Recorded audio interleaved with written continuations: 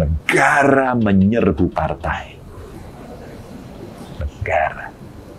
Satu-satunya partai yang pernah merasakan itu. Yang pernah diserbu. Iya. Tragedi Bandar. Dihancurkan luluh lantak.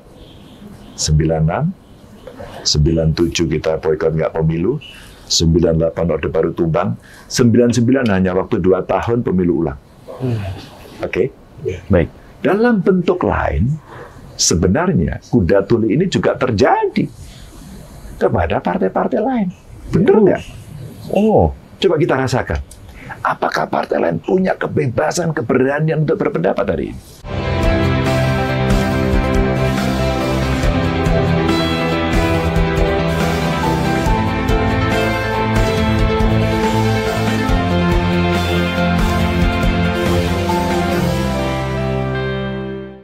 jumpa lagi di podcast Keadilan TV. Masih bersama saya Jerry. Dan saya Arif. Nah, Bang Arif, ini lagi-lagi kita alhamdulillah spesial. Betul. Di edisi kali ini, Bang. Kita sekali-kali keluar studio nih, Bang. Tema landscape nih, Bang nih. Dan narsum yang kita undang di podcast kali ini perdana dan spesial. Sosok beliau ini, Bang, kalau saya bilang udah luar biasa dan qualified, tembus syarat apa, Bang? 3 pilar the best party in Indonesia, khususnya PDI Perjuangan. Udah lolos di legislatif, Bang Arif. Betul. Lolos di eksekutif. Betul. Dan sekarang ada amanah baru Di DPP. di DPP PDI. Silakan, Bang, perkenalkan, Bang. Iya, ini Pak Ganjar, kita makasih banyak Pak Ganjar. Sama-sama. Apa Mas aja, Mas ya? Iya, Pak. Sehat, Mas Ganjar? Ya, alhamdulillah. Makasih loh, Mas, kita Sama-sama. ada waktunya untuk kita bincang-bincang nih. Ini kursi yang saya duduki bekas Pak Mahfud, Pak Ganjar, atau Pak Ahok ini ya? Coba ditanyain. Jangan-jangan dibaliknya ada. Banyak sekali orang yang pernah duduk di sini diskusi tentang banyak hal. Ya, dan ya mudah-mudahan orang menjadi tercerahkan semuanya. Amin, amin. Nah, Banyak viral nih tempat-tempat ini kan? ya. Alhamdulillah kita bisa berjumpa di sini. Ya, Sekarang Mas Ganjar, keseharian melakukan apa, Mas? Masih lari, running? Kalau malam kita mau tidur, sama istri pasti ngobrol. Besok kita lari atau sepeda. Pilihannya itu. Dan ini menjaga kebugaran itu sebenarnya politik kesehatan. Jangan salah loh. menarik. Politik dong, kesehatan. Politik kesehatan. Itu konsep gimana sih, Mas Ganjar? Sederhana. Orang bilang yang kalau ntar kamu sakit tak obatin ya. Iya. Ntar rumah sakitnya di sini, BPJS-nya di sini. Oke. Ya kamu dapat kelas 1, dapat kelas 2 atau kelas 3 atau VIP. Benar nggak? Oke. Dokternya ditambah, rumah sakitnya ditambah, obatnya ditambah, anggaran ditambah. Coba kita balik. Oke. Kita nggak akan ke rumah sakit kok. Oke. Karena saya menjaga kesehatan. Oke. Maka kalau kita olahraga, makan buah sayur, ya nggak? Gaya hidupnya sehat. Lifestyle yang sehat. Iya. Ya, mohon maaf ada perokok.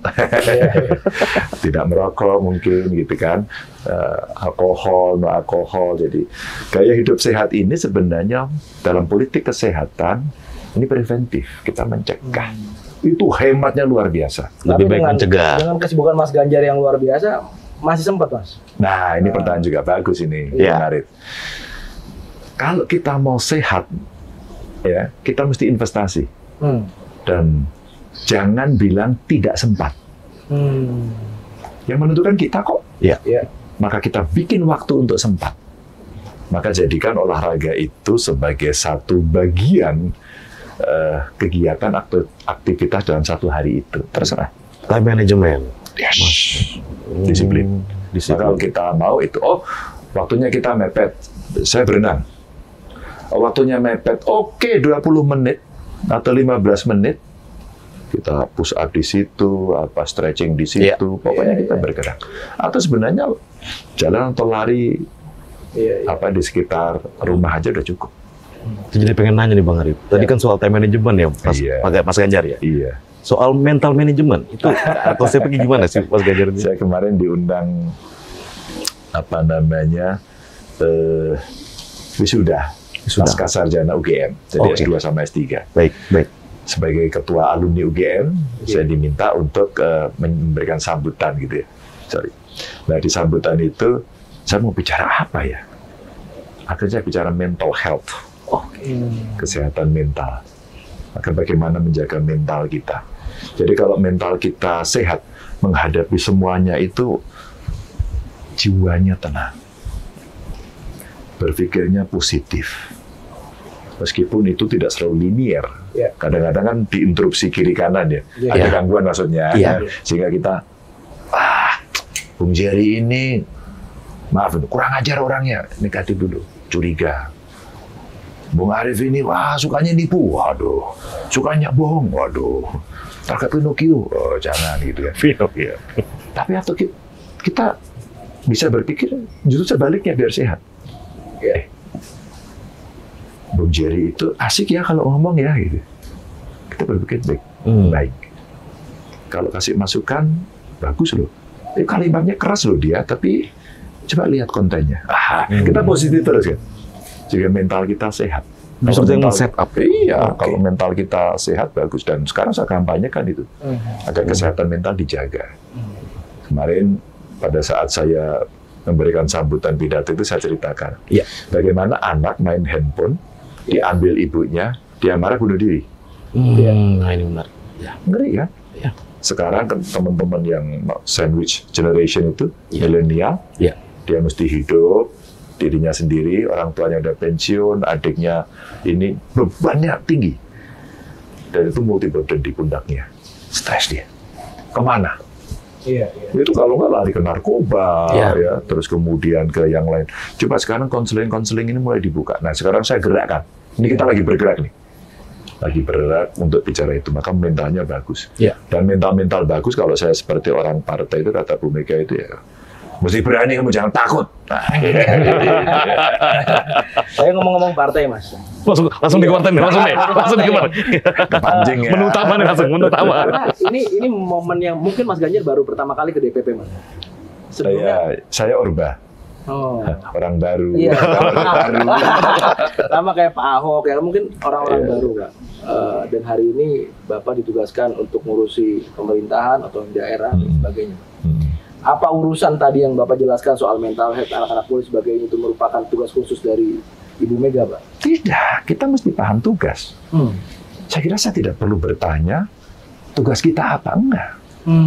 Saya representasi dari partai menjadi pengurus DPP, bidangnya diberikan soal pemerintahan dan otonomi daerah. Baik.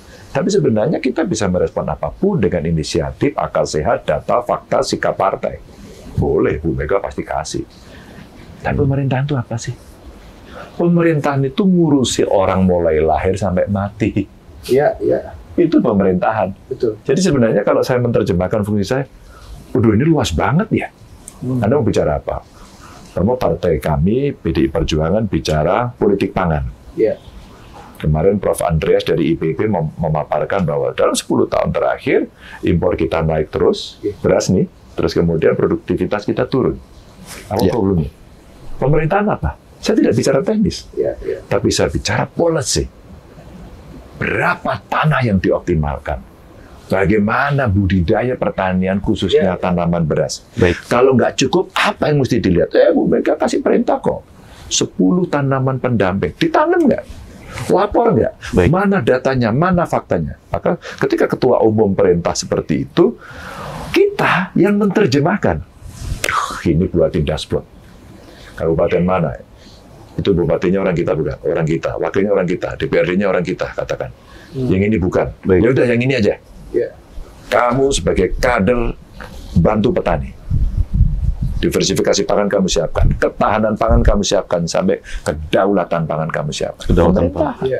Bu Mega cerita, stunting. Cari, bupati, kawan-kawan kita. Wali kota. Wakil, DPRD. Cari yuk. Di daerah kita yang stunting berapa? Cari ibu hamil. Bagaimana kondisi gizinya? Bayinya bagaimana? Periksa rutin apa tidak dia? Bagaimana asupan gizinya? Pemerintahan, politik kesehatan, nanti politik pendidikan. Itu yang keluarga miskin bisa sekolah nggak? Kalau nggak bisa, cari. Kalau bahasa Bu Mega itu cari. Bukan kita nunggu, statelnya pasif, nunggu gitu ya. Enggak, statelnya aktif. Kita yang aktif. Dari kita pandangannya. Bukan rakyat yang diminta untuk Mendaftar. Kita cari coba tetangga kiri kanan kita. Wah, itu keluarganya miskin, dia nggak bisa sekolah. Karena sekolah ya akan berubah. Maka kalau bisa, kita kasih beasiswa. Maka dulu kita diskusi. Satu keluarga miskin, satu sarjana itu sebenarnya merubah. Itu pengalaman saya. Pengalaman pribadi. Oke. Kami dari keluarga tidak mampu. Begitu kakak saya bisa sekolah, kuliah, saya kuliah, bisa kuliah gitu. Berubah. Iya. Pasti pendapatannya relatif akan lebih baik, pekerjaan betul. Relatif ya. Relatif. Jadi di pemerintahan sebenarnya urusannya itu. Maka kita mesti peka.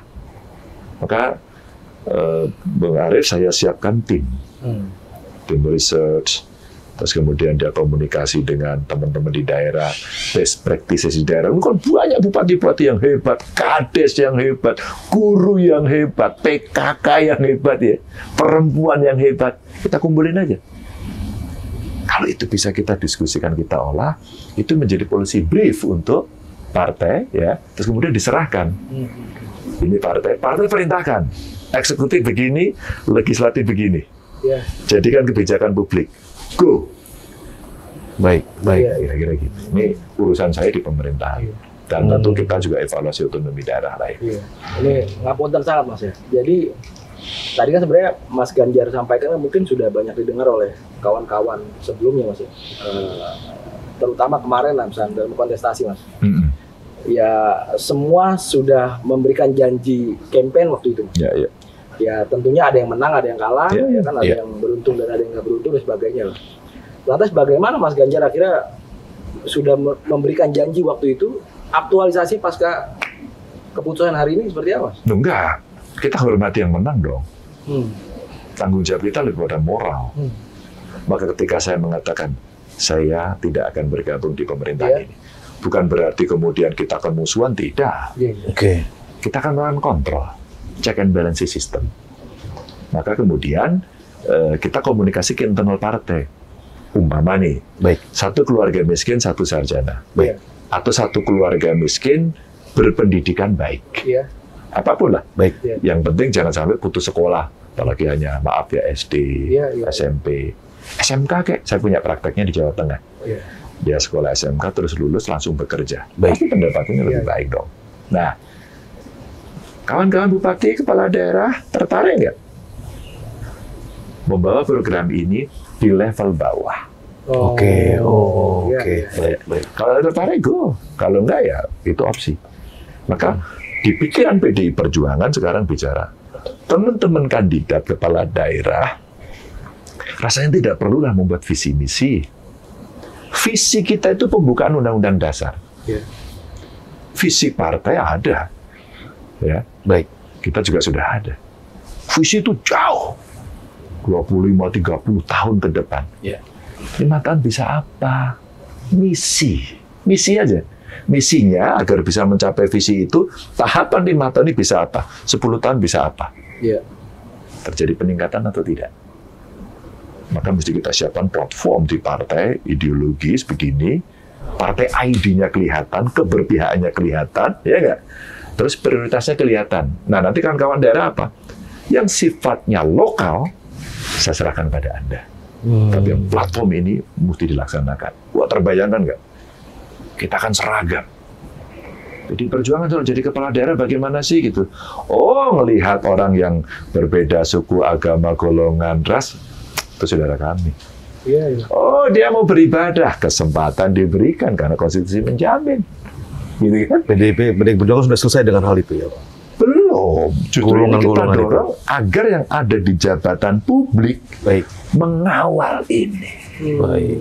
Masa sekarang urusan beribadah masih ramai. Ini contoh ya. Kalau itu platform itu itu kalau di tempatnya PDI Perjuangan pasti akan beres. Oh, kira-kira gitu. Maka menjadi identitas kita. Kalau dipimpin oleh PDI Perjuangan harus begitu. Maka masyarakat akan punya pilihan dia. Mau pilih yang mana? Optional, orang akan melihat. Dan argumentasi data orang akan melihat. Nah, disitulah kemudian ini menjadi nilai penting yang kemarin waktu kita bahas untuk pilkada itu sebaiknya visi misi ada yang ditetapkan oleh partai, dan ada yang opsional sesuai dengan lokalitas yang ada, sehingga nanti kita sama. Dan daerah nggak usah pakai konsultan, nanti ya partai. Karena ada yang sudah ada pengalaman jadi presiden di partai ini, ada yang pengalaman jadi menteri, ada yang pengalaman jadi gubernur, ada teman-teman yang sukses di kabupaten kota, DPR kan, udah banyak lah pengalaman, cukup.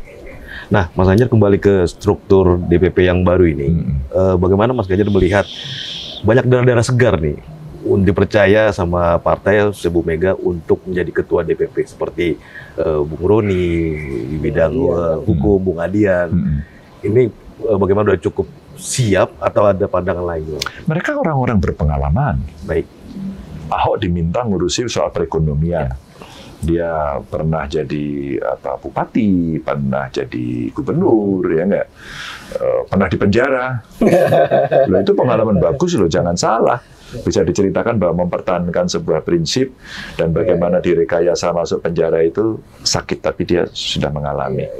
Pernah menjadi komod Pertamina, ngerti politik minyak, energi. Ini banyak lah. Tentu dalam beberapa hal iya, tapi saya kira Pak Ahok akan menyiapkan tim. Adian. Adian anak jalanan. Kalau ngomong kayak gitu, tampilannya kayak gitu. Tapi itu PDI Perjuangan banget. PDI Perjuangan banget justru. Oh, iya. Ya kayak gitu. Dan kalau ngomong nggak bertele-tele. Iya. Strike to point. Tas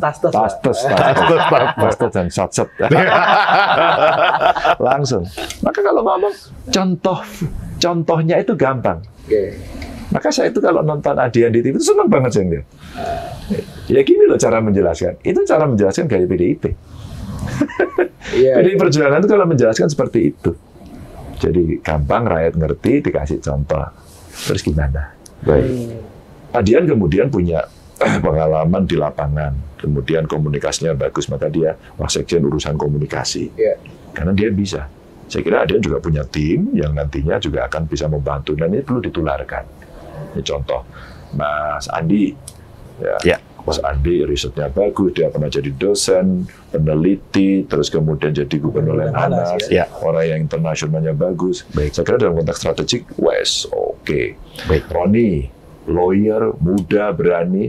Sekarang kalau teman-teman ada persoalan, saya minta konsultasi. Saya cuma WA-an aja sama Roni. Ron, bisa dibantu nggak? Mas, siap. Saya minta nomor teleponnya. Hari itu ditelepon, nggak nunggu apa-apa. Yang begini ini pada level DPP langsung koordinasi. Jangan minta petunjuk. Petunjuknya itu yang besar dari Bu Mega itu kita terjemahkan ke bawah. Dan kita masing-masing bidang sudah otomatis. Maka saya koordinasi aja. Ron, ini ada teman kita yang begini, cepat Ron. Oke siap Mas, kalau perlu saya kirimkan besok. Orang lapor dari daerah. Mas Ganjar, kami ada persoalan ini. Kamu udah telepon Roni belum? Udah tadi malam, nah kan? Kamu minta? Enggak. Saya dahulu karena saya ngerti ini melatih sensitivitas kita. Baik. Pada kader, pada yang lain. Maka tampilan-tampilan ini harapannya juga akan bisa membantu partai, membantu ketua umum, agar PDI Perjuangan betul-betul berada pada rel perjuangannya. Bukan penakut. Jadi poin penting itu ya. Dan kemudian membawa nilai ini kepada publik. Karena value ini yang sangat penting buat Aku melihat Mas Ganjar itu kayak melihat Mbak Mega atau Bu Mega itu sebagai teladan yang luar biasa ya, Mas. Tapi kayaknya Mas, aku lihat belakangan ya bangsa kita ini nggak menghargai soal keteladanan, Mas. Gimana menurut Mas? Artinya pemimpin yang dirindukan menurut Ali Sadikin waktu itu kayak hari ini nggak. Masyarakat kan menunggu, mengharapkan, senang dengan pemimpin yang apa adanya, jujur, berintegritas, ya. Seperti itu kondisinya. Bahwa ada dinamika politik yang berkembang, itulah kemudian tontonan. Ada tontonannya seperti itu, ada tuntunannya yang mesti diikuti, tapi tergantung yang nuntun. Hari ini saya bangga kok. Punya ketua umum yang punya prinsip kok. Tidak populer kok. PDI Perjuangan lagi dihajar habis-habisan. Hari ini. Panahnya lagi banyak Mas Ganjar ya? Woi, panahnya banyak macam di banteng. Bantengnya nangis nggak? Yang penakut pasti akan nangis. Ampun, wah, kita mesti menyerah dan yang penakut justru menang. Yang benteng ketaton marah pasti. Mari kita tunjukkan kemarahannya. Maka caranya akhirnya seringkali ya nggak fair. Yeah. Unfair ini yang ada. Kalau zaman Soeharto dulu, peluru yang digunakan adalah kamu PKI, kamu subversif. Yeah. Kalau sekarang dipakai korupsi. Oh, udah dicari aja. Nggak ada orang yang tidak bisa dicari. Yeah.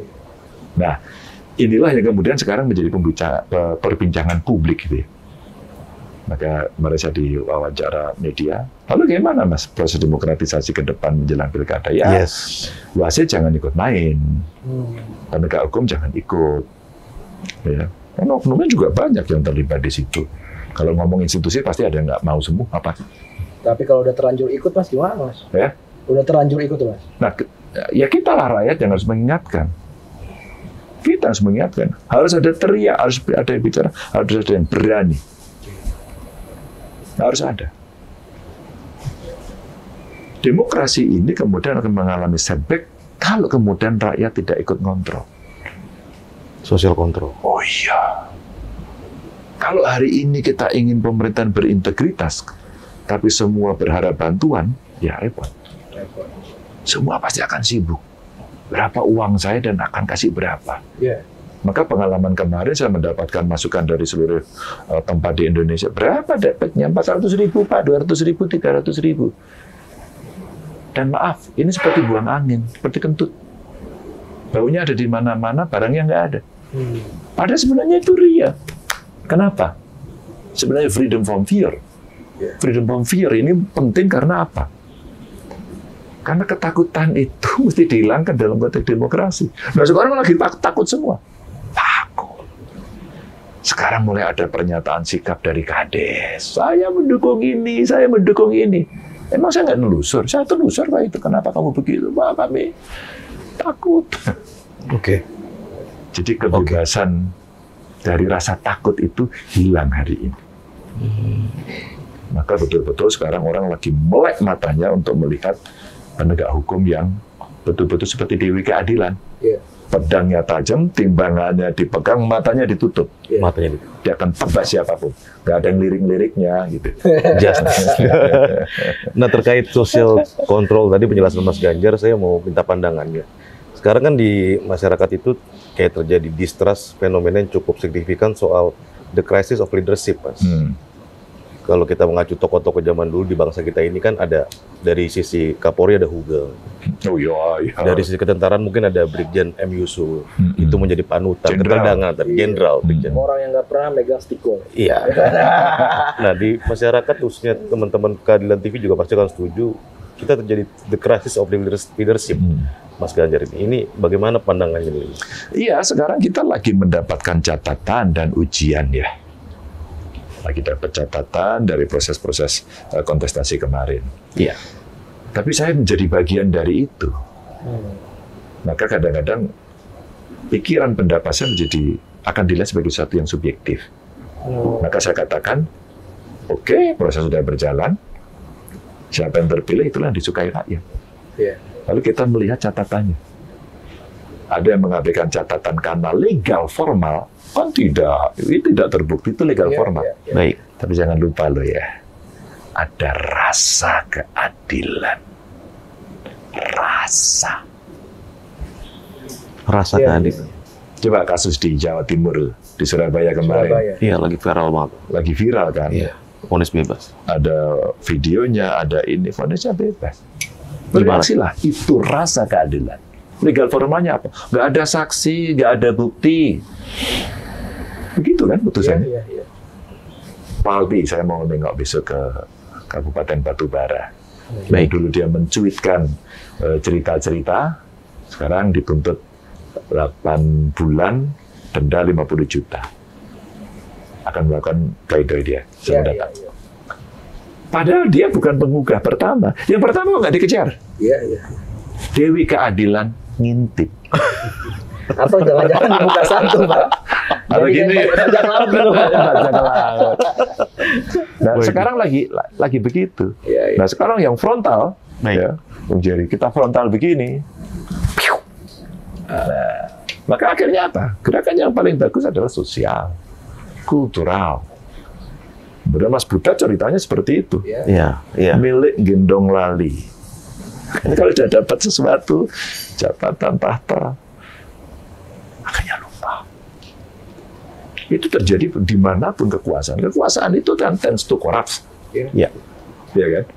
Dan bisa malunya hilang. Etikanya hilang, bisa. Dan kemudian semua dibikin mafhum. Persoalannya terima atau tidak. Kalau yang diterima, ya sudah, kita sedang setback. Maka akademisi teriak. Baik, ya. Sekarang mahasiswa, ya kan?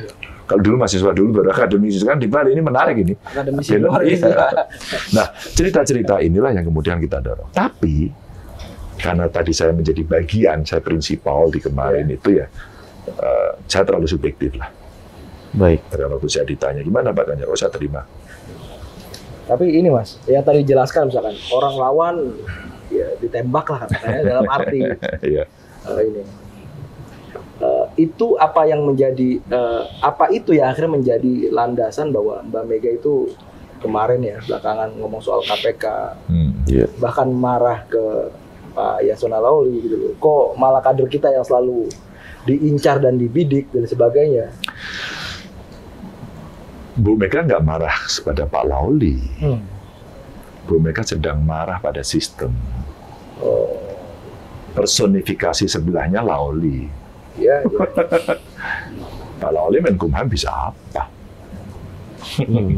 Personifikasi. Jadi dalam konteks komunikasinya tidak sedang marah pada perorangan. Kalau saya menerjemah, Baik. Ibu Mega itu nyebut orang itu sebenarnya representasi dari kemarahan itu loh. Sistemnya lagi tadi dikatakan kepemimpinannya krisis, sistem lagi stagnan, demokrasi lagi setback gitu. Sementara yang lain mengatakan ini benar, ini sudah on the track gitu. Jadi kita menipu diri sendiri kan? Menipu diri sendiri. Ya, menipu diri sendiri. Nah, Bu Mega betul-betul menunjukkan bahwa beliau punya sikap tidak takut dicontohkan. Maka statementnya keras. Itu kalau bahasa kami, kalau orang Timur, mungkin saya orang Jawa gitu. Ini karena kebangetan. Kalau tidak kebangetan, rasanya Bu Mega tidak begitu. Saya memimpin Jawa Tengah gitu ya. Kalau tidak kebangetan, nyaris saya nggak pernah ditegur kok sebenarnya sama Bu Mega. Tapi kalau saya kebangetan, Ganjar gitu. Apa yang kamu kerjakan itu? Kebangetan saya. Self control, tahu diri. Bu Mega nggak pernah minta apa-apa sama saya kok. Minta duit, harta dikirimi, intan berlian. Mintanya, Jar, ayam itu masih nggak? Ayam. Saya terharu. Bu, ibu minta apalah gitu lah Bu ini. Anaknya itu ya biar ngasih untuk sesuatu. Enggak. Jar itu ada anggrek. Anggrek. Kamu tengok sana Jar. Iya. Bu ini saya bawain Bu satu Bu. Anggrek apa ini? Bu ini ada batik bagus Bu. Bu ada lurik bagus. UKM ini Bu. Oh iya. Saya senang. Ayam. Seadanya itu Mas. Kita duit enggak. Nah, saya mendapatkan teladan itu. Ibu Mega ada kekurangannya? Ada. Siapa bilang enggak? Apa Mas kira-kira dari mata Mas Ganjar? Iya, maksud saya gini. Ketika Ibu Mega bersikap seperti itu, kebanggaan saya hari ini adalah itu. Anda wawancara hari ini nggak tahu mau diputar kapan, tanggalnya 26 Juli. Baik. Besok 27 Juli. Ingat 27 Juli. Kuda Tuli. Sabtu Kelabu. Harinya juga Sabtu besok. Pas. Dan itu negara menyerbu partai. Negara. Satu-satunya partai yang pernah merasakan itu. Yang pernah diserbu. Tragedi Pudar. Dihancurkan luluh lantak. 96, 97 kita boikot nggak pemilu, 98 Orde Baru tumbang, 99 hanya waktu 2 tahun pemilu ulang. Oke? Baik. Dalam bentuk lain, sebenarnya kuda tuli ini juga terjadi kepada partai-partai lain. Benar nggak? Coba kita rasakan. Apakah partai lain punya kebebasan, keberanian untuk berpendapat hari ini? Nampaknya hari ini enggak. Nah, enggak, saya melihat, saya gini, saya ini orang partai merasakan, aduh, itu sahabat saya di partai sana, iya ya, kelihatannya dia dalam tekanan. Memang kita nggak berkomunikasi. Baik. Masih ada komunikasi. Oh, kita komunikasi, masih itu kawan-kawan kok. Iya, iya. Tidak ada demokrasi tanpa partai politik. Tapi terjadi pembungkaman ekspresi dari partai-partai itu menurut Dalam Anda? bentuk lain saya katakan. Baik. Maka ingat, Kudatul ini bukan persoalan PDIP. Oke, PDI Perjuangan akhirnya dari PDI menjadi PDI Perjuangan melawan jalur hukum loh Bu Mega. Iya. Baik, betul. Iya. Satu persatu teriak, enggak harus jalur hukum, teriak. Wah, Mbak Dekwa Citane lawan. Kira-kira gitu. Ibu jangan jalur hukum, jalur hukum. Sampai membuahkan hasil yang dulu orang tidak pernah bermimpi toh. Masa Soeharto jatuh kan enggak? Iya. Dan dilakukan satu persatu. Sabar. Diberikan contoh hari ini. Yang lain berani nggak kira-kira? Bangga saya. Padahal waktu itu Ibu bisa memilih untuk akhirnya serbu balik gitu. Kalau serbu balik, pada saat itu tentu kekuatan kita akan kalah. Artinya kalau misalkan mau jalur hukum juga kan kita tahu bersama lawannya adalah pemerintah waktu itu. Dan menang tapi jangan salah. Mulai dari Riau waktu itu menang pertama. Hakimnya kemudian juga berubah. Hakimnya berani memutus dengan rasa keadilannya. Tuh, menang di mana-mana. Baru kemudian yang nyerbu bukan kita. Ya. Rasa keadilan yang saya katakan tadi muncul, kemudian menjadi rasa publik. Dan publik marah. Dibakarlah situasi itu. Dibakar arti sesungguhnya. Betul, Iya, betul, iya. betul. Jakarta terbakar nggak? Betul, tragedi Solo berdarah. terbakar nggak? Kota-kota lain terbakar nggak? Betul. Tumbang pemerintahnya. Kerusakan luar biasa. Maaf. Terjadi pemerkosaan. Maaf. Sakit. Kita lupa nggak? Jas merah. Jangan lupakan sejarah. Jangan sekali-kali meninggalkan sejarah. Karena kata orang sejarah bilang, orang belajar sejarah, orang yang belajar sejarah itu akan tahu Iya. agar dia tidak mengulang dan menjadi bijak Iya. pada hal-hal yang sifatnya negatif. Banyak Bangga, yang ini Mas. Mas. Luar Banyak biasa. yang nggak tahu tentang Bu Mega Mas. Artinya publik kadang salah persepsi tentang apa yang dikatakan Bu Mega terhadap siapapun atau apa yang Bu Mega pilih, kadang publik salah persepsi. Publik itu adalah ruang bebas untuk menilai. Problemnya satu, Anda boleh menilai. Bu Mega jelek, boleh, Anda subjektif. Iya. Anda boleh menilai, Bu Mega baik, boleh subjektif. Baik. Literasinya sama nggak? Maaf. Dari si pendidikan sama nggak? Membaca bukunya sama nggak? Merasakannya sama nggak? Publik boleh menilai. Iya. Seperti layar kita main medsos, toh? Iya. Tuh. Kita membuli, kita memaki. Berpikir nggak itu? Berpikir nggak? Iya. Kalau ketika membuli, memaki itu ada impact, dampak yang bisa negatif. Coba pikirkan. Sebab akibat. Dengan segala cerita yang lain, umpama ada peristiwa ketua KPU Iya. mendapatkan hukuman. Saya kondangan ke anggota KPU di Semarang. Baik. Datanglah pimpinan DKPP di situ. Saya langsung ngomong, Mas, saya protes. Kenapa Mas Ganjar? Nggak boleh Mas, cerita asusila, sidangnya terbuka, harus tertutup. Meskipun saya benci banget sama Jerry, nggak boleh. Karena ini asusila. Atau peristiwa yang menimpa pada anak-anak harus tertutup. Kenapa dibuka? Iya Mas, sebenarnya kita begini. Sudah terlanjur Mas, DKPP harus mengkoreksi. Mungkin publik yang akan senang, oh biar aja kita tahu dasar ini. Akhirnya kalimatnya kasar. Iya. Oke, si orang ini salah, dihukum, Baik. mendapatkan sanksi. Baik. Apa dosa istrinya? Apa dosa? Apa dosa anaknya? Iya, iya. Apa dosa saudaranya? Sekarang semua menanggung. Mungkin sebagian publik yang ngerasain lu, biar tahu diri, biar tahu lu akibat perbuatanmu semua, biar lu nggak ngulang. Tapi apa dosanya? Iya, iya. Gara-gara ini semua diprofil keluarganya. Waduh, jangan. Kan pertanggungjawaban sifatnya pribadi, toh. Harus ada humanity juga ya. Iya dong. Makanya sebenarnya dalam konteks sistem tadi ada contoh, kepemimpinan, etika. Kita menimbang-nimbang soal itu. Ya, semua orang tidak sempurna. Tapi mari kita bikin menuju kesempurnaan. Maka kalau saya bilang maksimal itu ada 10. Maka 10 itu sempurna maksimal. Manusia nggak ada yang maksimal. Maka yang bisa adalah optimal 8 kali ya. Atau 9 lah, Mas. Ya 9 udah sempurna. 10 itu angka Tuhan. Kalau kita orang Indonesia 9 itu angka Habibie yang pintar banget itu. Kalau kita mungkin 8 kali. Iya. Nah, izin Mas Ganjar, kita masuk ke pilkada kali ya, Mas. Mas Ganjar kan tempo hari beberapa waktu lalu kami catat kutip bikin statement bahwa Partai PD Perjuangan akan mengumumkan di akhir Juli untuk nama-nama baca pilkada. Sejauh mana persiapannya, Mas? Ini kalau soal rekrutmen ini, Mas. sudah berjalan, Baik. Seleksi ongoing juga, rekrut sudah, ada surat tugas diberikan, ini proses lobby-lobby, sampai kemudian berproses nanti di rekomendasi. Baik. Sudah ada yang dapat rekomendasi, sudah, beberapa yang lain belum, masih Bocorin ada dong, surat Mas. tugas. Satu dua nama bocorin dong. Rekomendasi. Mau bocoran? Sukanya kok yang bocor-bocor. Nanti kita buka. Ya. Nah, kita menghitung. Kayaknya nggak mungkin bareng. Maka percepat.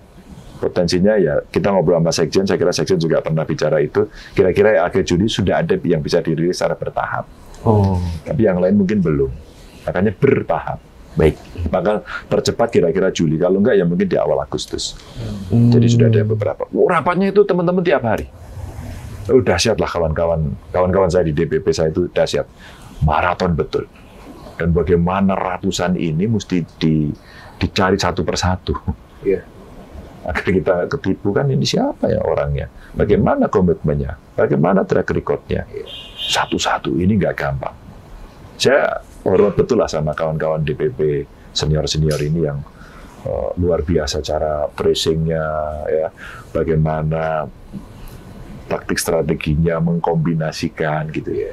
Lalu akhirnya kerjaan Adian nanti komunikasinya keluar ya. Baik. Pak Sekjen komunikasi keluar gitu. Dedi yang ngurusin. Jadi ini kawan-kawan yang menurut saya hari ini sedang bekerja soal itu. Jadi waktunya kalau nggak akhir Juli ya awal Agustus ini bertahap dugaan saya. Dan memang belajar dari sejarah kemarin, Mas, akhirnya takutnya ada pengkhianat lagi ya, Mas, jelas. Begini ya, dari kan, awal. Emang siapa pengkhianatnya? Adalah. ada. Bang Jerry, Mas. Bang Jerry yang Ya gini, kalkulatif sebenarnya. Baik. Karena pasti ada trauma. Karena begini, Mas Arief itu ada kawan, dia kader hebat, ya, dia punya duit. Kalau orang bicara logistik, ya, dia punya pengalaman. Maju dong gitu. Ya. Kalau posisinya seperti itu ya kita ngeri juga ya. Oh ya, nggak usah takut lah. Masa nggak takut, Mas, tapi ada keluarga, ada ini. Apa coba mana demokrasi tapi kita takut? Baik. Apa mana demokrasi Anda nggak bisa ngomong? Apa mana demokrasi ketika rakyat tidak boleh menentukan sikap? Mau terjadi setback di demokrasi. Ya, itu fakta. Maka kemudian dia makin selektif dan kita pasti melihat kan calon lawan kita siapa, pola dukungannya seperti apa. Kan sudah ada polanya sekarang. Maka saya bilang di awal, penyelenggara wasit, jangan jadi pemain. Oke, iya. Aparat penegak hukum tidak terlibat karena Anda nggak boleh, maka Anda di sana. Jangan. Mungkin penegak hukum juga sedang melaksanakan tugasnya biasa saja. Jadi pakai ilmu kebetulan. Kebetulan si A, si B ditangkap, diperiksa, dan sebagainya. Kebetulan. Tapi seorang politisi yang bukan lahir kemarin. Baik. Apa itu menakut-nakuti tahu. Kan saya dulu juga ordal. Ya, dulu. Jadi kita ngerti lah. Saya juga ikut kan.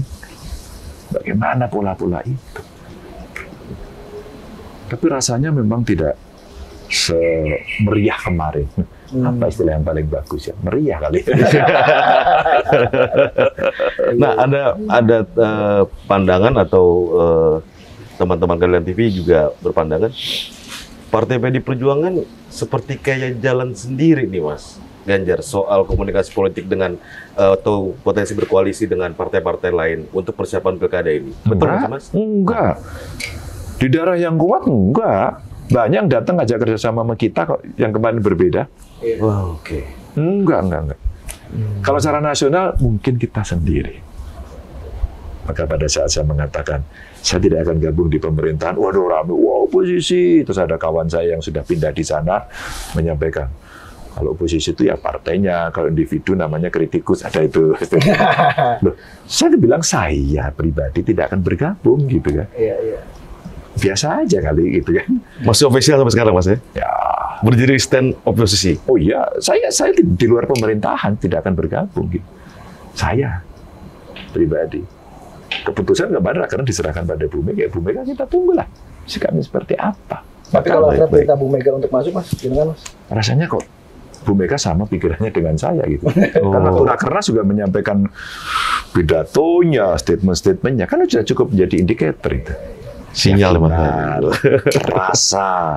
Politik ada rasanya, tidak hanya keadilan kan, tidak hanya hukum. Politik ada rasanya. Maka menerjemahkan rasa itu. Dan kita pernah. Nggak apa-apa kok di luar pemerintahan. Baik. Pemerintah juga nggak apa-apa kok kalau ada yang di luar. Ya, kita tidak akan ngerecokin yang sifatnya ganggu negatif, rak mutu gitu. Enggak. Kita positif, kan kita pernah. Berpengalaman 10 tahun. Iya, jadi bermitra itu menarik, sehingga check and balance akan jalan. Bahwa di luar itu lebih berat, iya. Wong ada kawan-kawan dari partai lain, Mas saya udah lama ini nggak diajak di pemerintahnya hari ini, maka kami mau masuk besok. Ada yang nggak tahan. Nah soal kemitraan ini Mas Ganjar, mau nanya, menurut Mas Ganjar ada potensi kedepannya di pemerintahan 5 tahun ke depan, ada potensi nanti upaya untuk menegakkan demokrasi dari sisi luar pemerintahan, kira-kira akan dicawe-cawe atau undang-undang seperti apa, kira-kira gimana sih? Iya, pasti akan terjadi ya. Gini, kalau kekuasaan sudah mapan, pasti sesuatu yang menghambat akan dikoreksi. Baik. Nah, kalau check and balances-nya kemarin ketat gitu, longgarin aja gitu. Ya. Kendaliin aja. Apa caranya kalau itu ada di regulasi direvisi. Maka sekarang kita lagi perhatian betul. Undang-undang TNI Polri, revisinya nanti apa? Baik. Dulu kalau nggak salah awalnya soal usia. Ya. Usia pensiun biar sama dengan PNS yang lain. Itu masih make sense buat saya. Oke. Tapi kalau kemudian kembali pada dwifungsi, rasanya kita akan mengingkari reformasi. Iya. Kelas ya. Fungsi sosial politiknya biarlah kasih orang sipil. Mestinya begitu. Daripada ngumpet-ngumpet, mending difungsikan aja. Oh enggak dong. Daripada ngumpet-ngumpet, Oh enggak boleh. Nggak boleh. Enggak boleh. Kan kita sudah belajar dulu. Semua dipegang. Emang di Jawa Tengah sebelum saya siapa? Semua militer. Betul. Betul. Begitu demokratisasi terjadi, ada. Saya bisa masuk. Iya. Sebelum saya militer. Jadi kemudian stigmatisasinya muncul. Wah, kalau nggak militer nggak bisa gitu. Loh, ini sipil memang ditantang gitu untuk menunjukkan itu. Tapi ada berapa, Mas, kalau ada kesalahan orang berani nangkep? Takut, Mas. Kalau nangkep sipil berani. Itu fakta loh. Iya. Itu fakta loh. Nah, dari situlah kemudian kualitas demokrasi yang sekarang mesti kita jaga ini butuh pengawas-pengawas yang ada. Iya. Kalau dalam check and balances ya ada yang di dalam, ada yang di luar pemerintahan.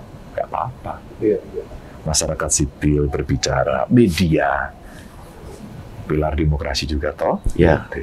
Kalau ini Mas, mungkin PDI akan meng-capture beberapa wilayah yang hari ini dianggap menjadi prioritas. Iya. Jateng, Bali, Ya. Sumut, DKI barangkali atau Jawa Barat, ya Mas? Sulut. Ya. Apa Kalau Jawa persen? Barat enggak ya kira. Jawa Barat enggak? Enggak. DKI juga enggak kira-kira. Gitu, kayaknya enggak. Kan ada Pak Nah, Ahok yang kita nggak menang kok. Kita nggak menang. Kita kan mesti ukur juga. Bahwa kemudian nanti dikalkulasi. Kita berani, ya kita mesti cari. Syaratnya cukup apa enggak? Kalau enggak, cari teman. Iya. Baru kita Baik. carikan kandidat. Tapi kalau Jawa Tengah, Jawa Timur, Bali, Sumut mungkin? Sumut, Sulut, ya mestinya kita cari.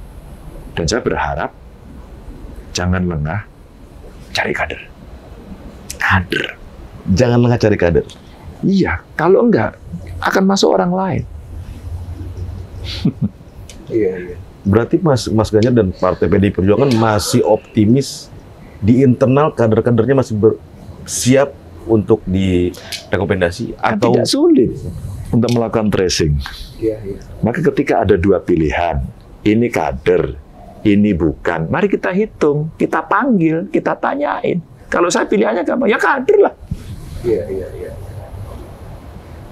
Coba bukan kader tapi menang.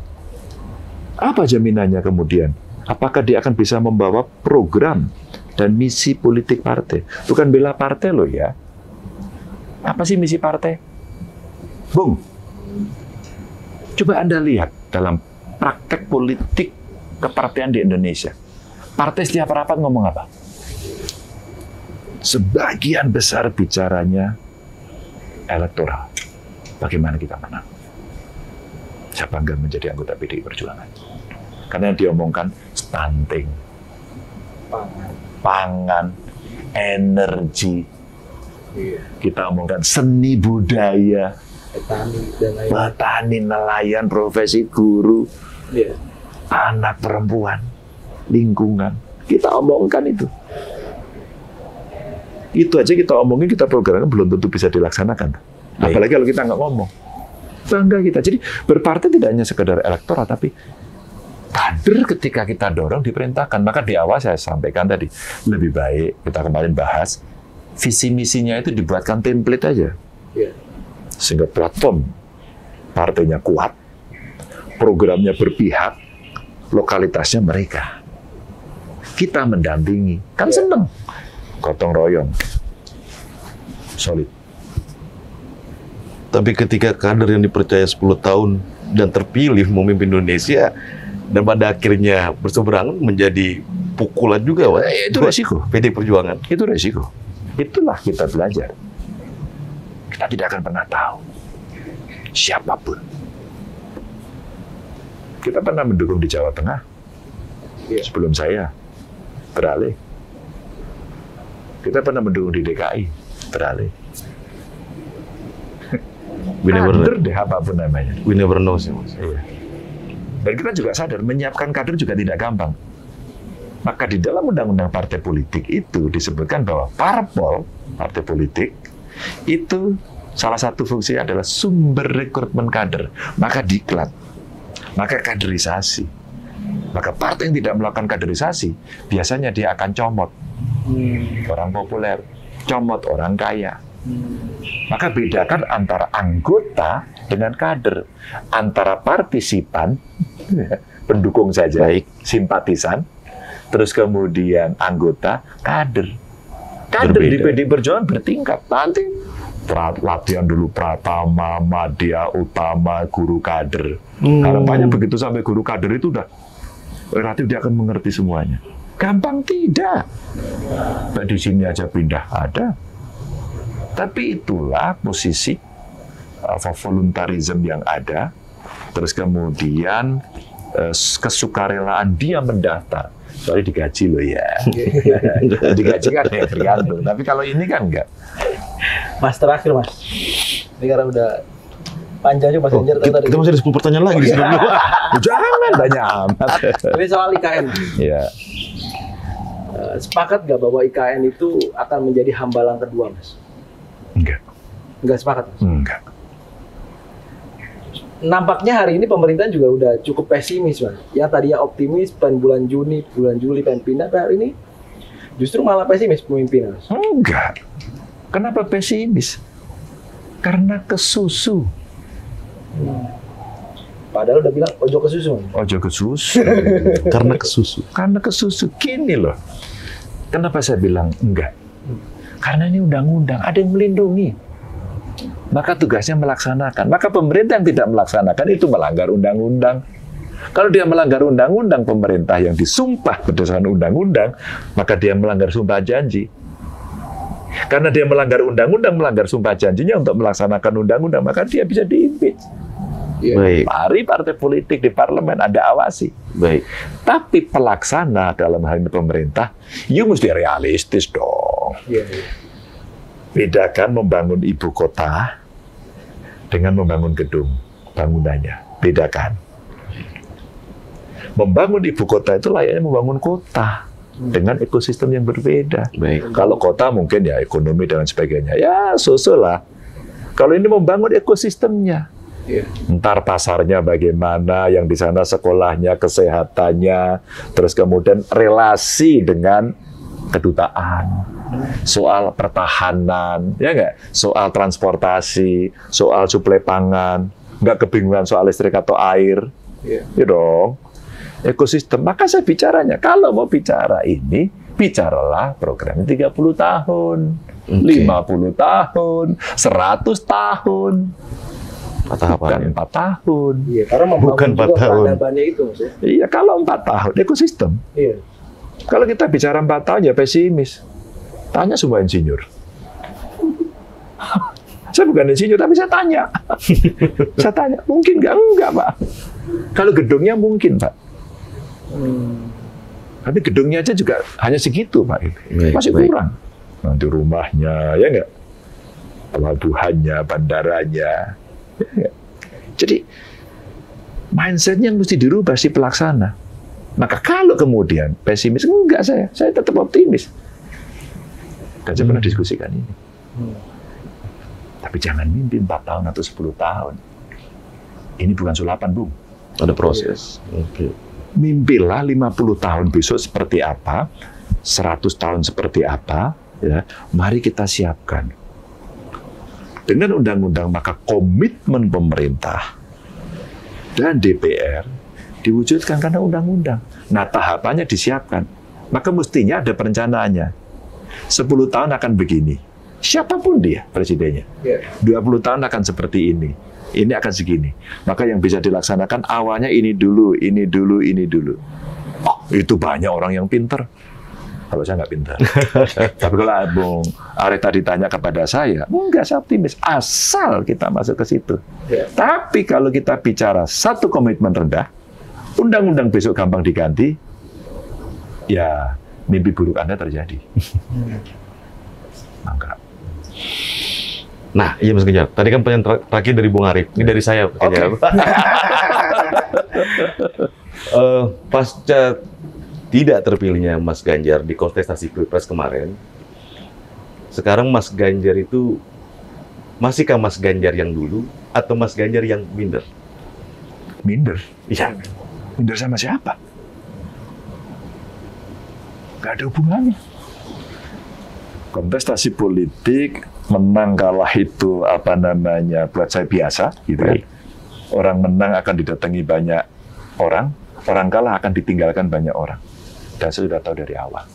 Karena banyak orang post-poros syndrome. Saya cuek aja. Pagi tetap lari, bisa sepedaan, ya, datang ke masyarakat, kemarin ke Lampung, ke Tabanan, ya enggak? Besok saya mau ke Banjarmasin, tadi ketemu masyarakat adat, datang ke sini, menanyakan, Mas, undang-undang ini udah belasan tahun. Dulu PDI Perjuangan dukung, sekarang hilang. Bantulah kami. Perjuangkan kami masyarakat adat. Saya bisa ketemu dengan mereka nggak? Mas Ganjar kapan maunya? Saya mau minggu besok. Saya carikan. Wah, gitu dong. Biar saya dapat insight-nya lebih bagus. Ngapain minder? Bung, yang diurus banyak. Emang pemerintah ini semua bisa diurus? Enggak, Bung, saya pernah 10 tahun kok.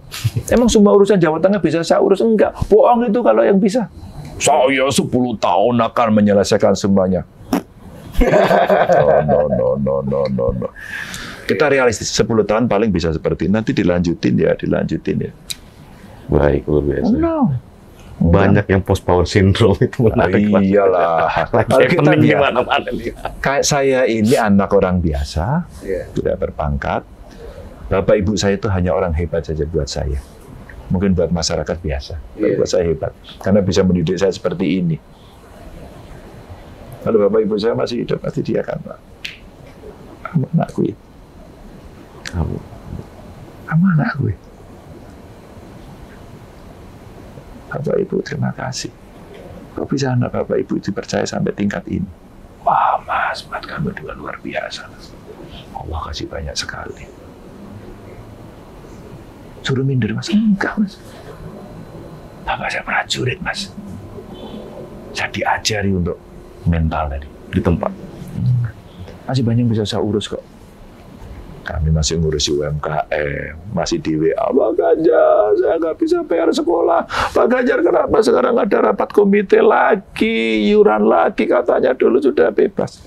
Oke. Karena saya di IPP sekarang saya tahu. Kejar itu. Apa kebijakannya? Oh gitu. Perjuangan tidak akan selesai, Mas. Belum selesai. Sampai kapanpun akan selalu ada yang baru. Maka komitmennya mesti kita siapkan. Inilah pelajaran bertahun-tahun saya di partai ini, dan saya bisa rasakan. Tapi kita selalu hormat kepada yang lain. Nah, kita kasih kesempatan sekarang yang menang, kita hormati, tapi kita akan kontrol untuk kebaikan masyarakat rakyat. Baik. Luar biasa, Mas Fadli. Tadi aku pengen nambah satu lagi, 79 tahun merdeka. Ah ya, Harapan Mas Ganjar. monggo Mas Ganjar. 79 tahun merdeka bangsa Indonesia. Kita baca proklamasi yuk, karena pesannya banyak. Kalau kita tidak bisa wujudkan itu, orang tua kita yang di sana malu melihat kita, nangis melihat kita. Kita wujudkan dengan kebaikan.